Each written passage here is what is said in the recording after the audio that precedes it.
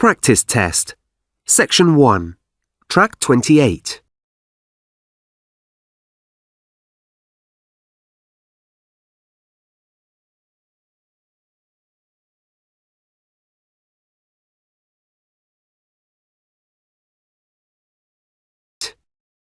Good morning. Swift Car Rentals. Miriam speaking. How can I help you? Oh, hello. Good morning. I'd like to rent a car. Good. Well, let's see. What kind of car were you thinking of? There are only 2 of us and a child, but we have quite a lot of luggage. We have small economy vehicles like the Mini, but they're only 2-door and the boot's quite small. A medium-sized car like the Focus has 4 doors and plenty of space for bags. Would you want a manual or automatic? Oh, manual. Definitely. That's fine. And when do you need the car for? From Friday to Sunday. This coming weekend? Yes, that's right. OK.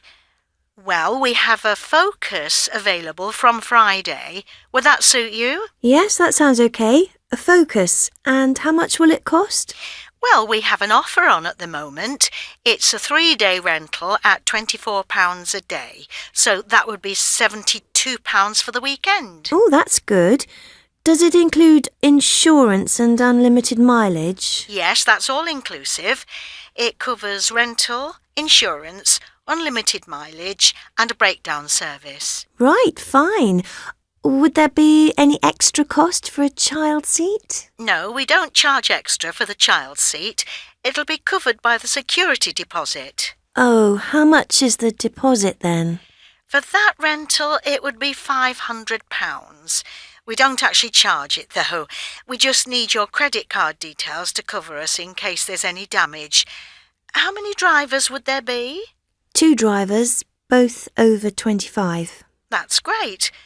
Would you like to make the booking now? Yes, please. Let's go ahead with it. So, could I have your name, please?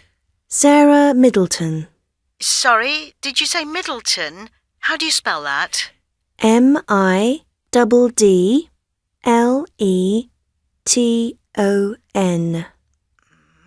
And your address?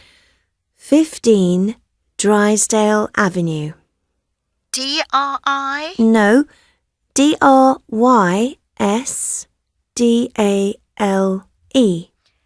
OK. And that's in? Queensborough. And the postcode? QL5 8HT. QL5 8HT? Yes, that's right. And the other driver's name? That's Michael Middleton. Thank you. And do you both have full driving licences? Yes, we do. Fine.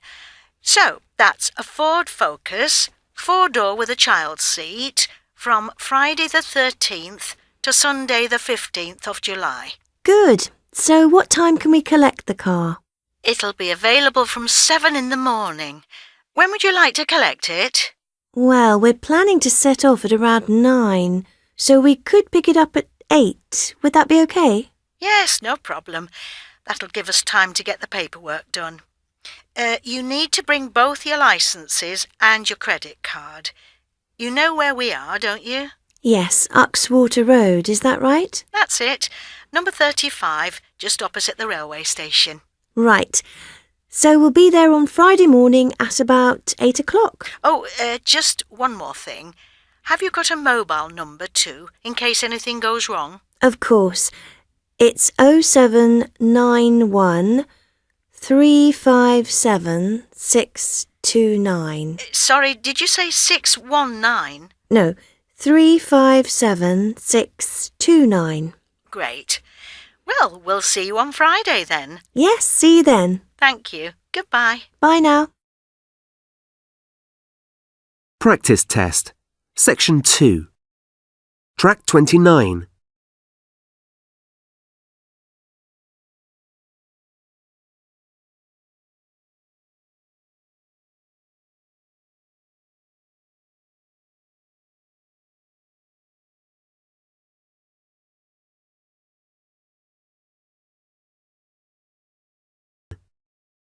Good afternoon. It's good to see so many of you here. I hope you're all beginning to find your way round the campus. I know it's all a bit confusing the first week. There's a lot to take in. Lectures, clubs and societies, meeting new friends, settling into your rooms. But I'm glad you've taken time to come and find out about the Sports Centre. I'm David Trent, Sports Centre Manager, and I'm going to give you a rundown on the services and facilities we have here and tell you what you need to know about joining. If you're here, you probably already know how important it is to keep fit and healthy while you're studying. It's easy to spend hours in front of the computer screen in your room and forget to exercise, especially when you have an essay to write or an exam to study for. But the Sports Centre is open from 7 in the morning to 9 in the evening every day, so you'll have plenty of time to come in for a workout or a fitness class. So, what do we offer? Well, I've just mentioned workouts. We have a fully equipped fitness suite with treadmills, cycles, rowing machines, exercise machines, and weightlifting equipment. There's also an entertainment system. In one part of the gym you can listen to music while you exercise, and in the other section we have TV screens.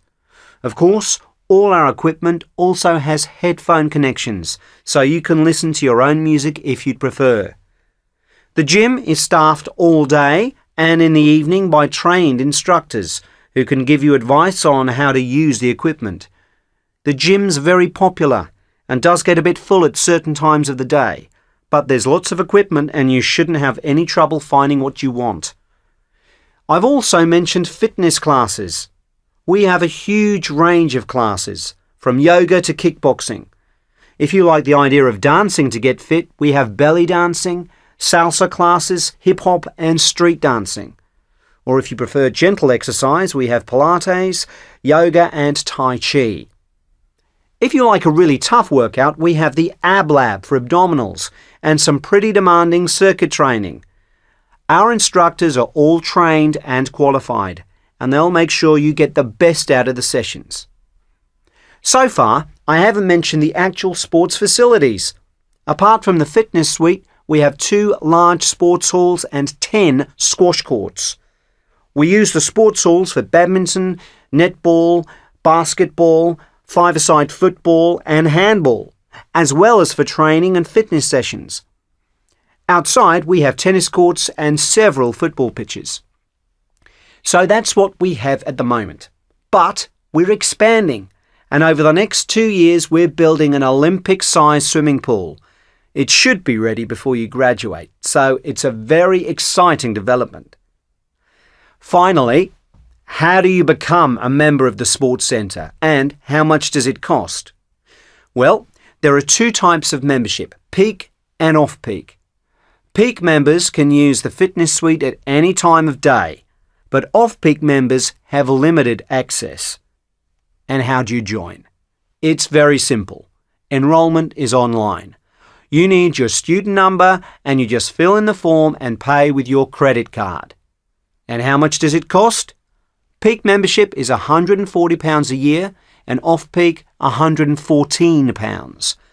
Not a lot of money really when you think of all the benefits of a healthy lifestyle. Now, are there any questions? Practice test. Section 3. Track 30.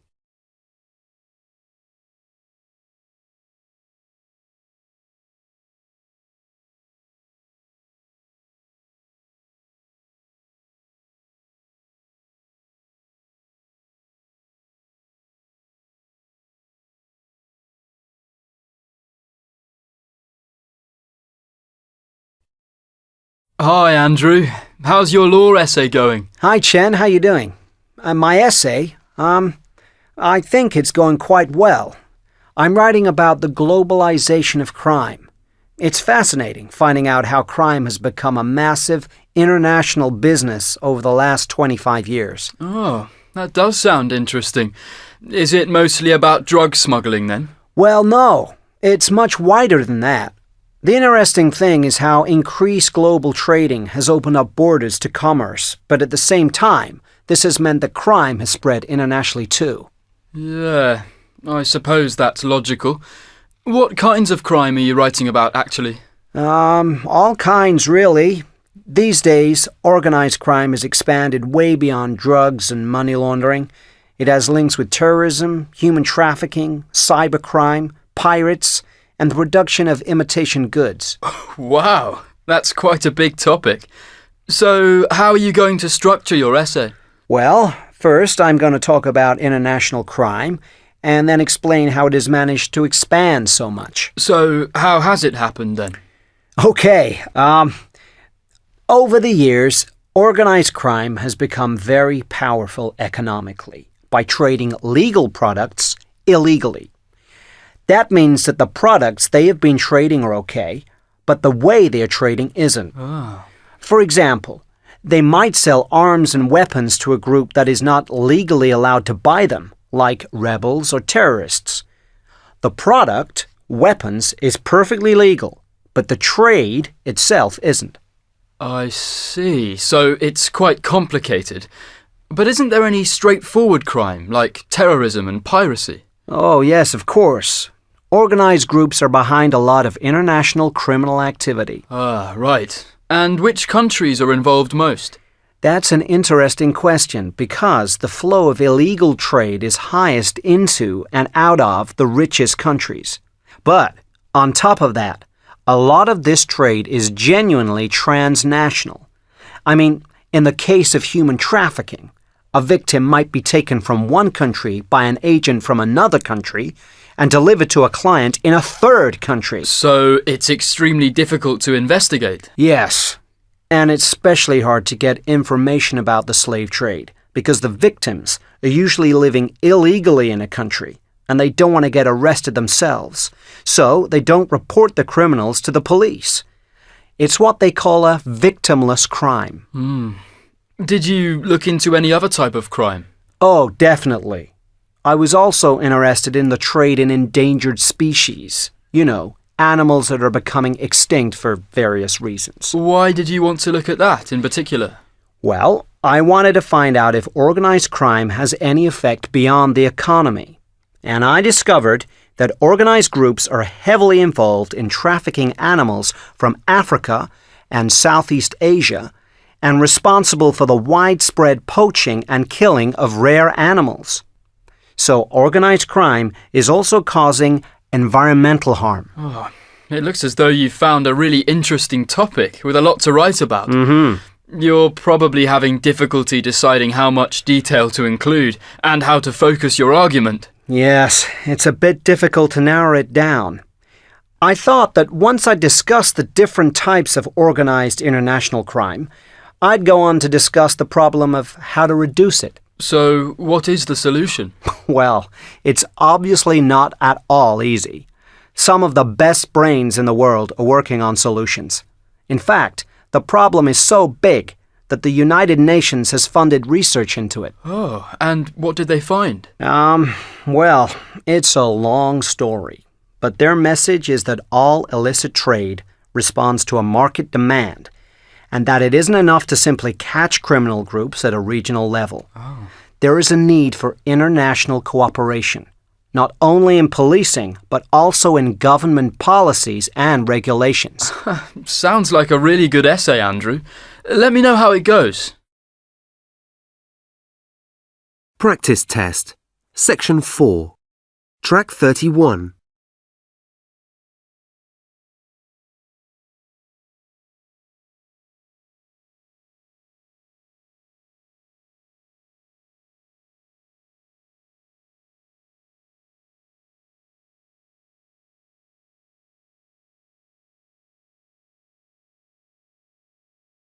Over the last few weeks, we've been looking at the ethics of spending public and private money on expensive projects that seem to benefit a very small minority of the population. We've discussed spending on art and architecture and on the Olympic Games and other sporting events like the World Cup. This week, I'm going to talk about space exploration. Ever since the early days of space exploration, there's been a lively debate about whether it's right to spend such large amounts of money on something that only a few people benefit from, when there are so many social problems to solve throughout the world. However, there is little doubt that over the years, research into space travel has led to advances in other fields like national security, communications and health. Because the results of this research are not directly related to the original purpose, they're called spin-offs. So, today I'm going to have a look at a few of these spin-offs. Okay, so first let's see what the spin-offs in medicine might be. Early research into the effects of space travel on the human body gave us a greater understanding of our physiology. But more recently, research teams in the International Space Station have been able to do experiments in cell biology that could lead to improvements in the treatment of diabetes and heart disease. And another interesting advance in medicine has been the development of long-distance ultrasound technology, which allows doctors to diagnose patients in isolated places over the internet. And in the field of public health, another development is water purification systems that can improve the lives and health of millions of people. Next, I'm going to talk about the development of more commercial products like memory foam, optics and camera technology, and insulation. It's not very difficult to see how these products came about as the result of research into space travel. For example, memory foam, which is a special type of plastic that adapts to the shape of a person's body, was developed in order to make the seats in spacecraft more comfortable. Nowadays, it's a popular material for mattresses and pillows. Another example from our daily lives is how the images on our mobile phones and webcams have improved over the years. To a certain extent, digital camera technology has advanced because it's so important to receive clear images from space. And of course, the link between space travel and insulation are fairly obvious. Spacecraft are subjected to extreme cold once they leave the atmosphere and extreme heat when they return to Earth. And this particular field of space research has led to better home insulation and, more vitally, to improvements in fire-resistant materials for firefighters. And a quite surprising spin-off from research into preventing damage to spacecraft has been the development of advanced techniques in art restoration. Then, one more useful invention is a programmable oven that can be controlled from the web. Imagine sending a message from your mobile phone to your oven and having your dinner ready when you get home. To go on, I'd just like to briefly mention a couple of spin-offs in the field of public safety. One is that we can predict local weather conditions more accurately. This can be crucial for planning rescue services in disaster areas or predicting drought or taking action to avoid famine. On top of that, space research has improved air traffic control systems and made flying safer for all of us. Okay, so there you have a number of examples of how space research has benefited society as a whole. But we can still ask whether these benefits are great enough to justify the vast amounts of money spent on the program. There are many people who feel that the cost of space exploration far outweighs the social benefit. They would argue that with the billions of dollars that are currently channeled into space research, we could eliminate famine and disease worldwide. And there are even more arguments. For example, some people would say that we haven't fully explored our own planet yet, or solved the urgent problem of global warming. They would say that saving our environment should have a higher priority than going off into space. However, there are arguments against these. If we spent billions of dollars on eradicating disease and starvation now, how long would that last? Would we be solving the real problem? Because the real problem may lie in the political structures of the developed and developing countries. So you can see it's not a simple black and white argument.